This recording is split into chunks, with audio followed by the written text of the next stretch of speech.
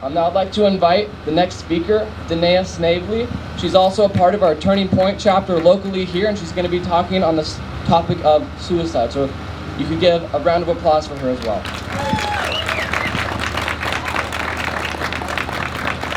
Hi, my name is Danaya Snavely, and as Chase said, I'm a part of the local Turning Point USA groups.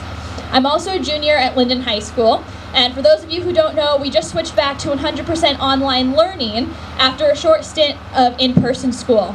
Contrary to what many politicians want you to believe, this has had a tremendous impact on our youth. Before the COVID shutdowns, I had school every day with sports practices after, and almost every day I had extracurriculars after that. Then the lockdowns happened, and all of this went away. I went from constantly having something to do to nothing at all. We are taking away students' personal connections and relationships, which are essential for everyone, especially for students who are still developing socially and emotionally. One of my best friends, before I met her, went through some very challenging times a few years ago. She didn't have any friends, she had a difficult home life, and had personal struggles going on as well. Everything got bad enough that she seriously contemplated killing herself. Thankfully, she had one crutch: sports. Sports were the only thing that kept her going. When she was on the field was the only time that she felt truly alive. Now imagine if this went on during the lockdowns. If she didn't have sports, she would not be alive today. I would have never met one of my best friends. I would have never met one of the most incredible people I know, because her only motivation to get out of bed each day came from the promise of practice after school. It breaks my heart to think about this, because I know her story is not unique. I know there are people missing their best friend right now, or their sibling, or their child.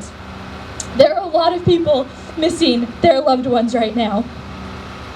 439 people in my generation have died of COVID-19 this year.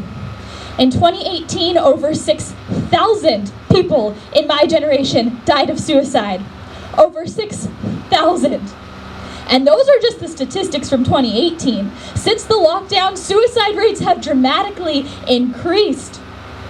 That means that my generation is more than 15 times more likely to die of suicide than of COVID.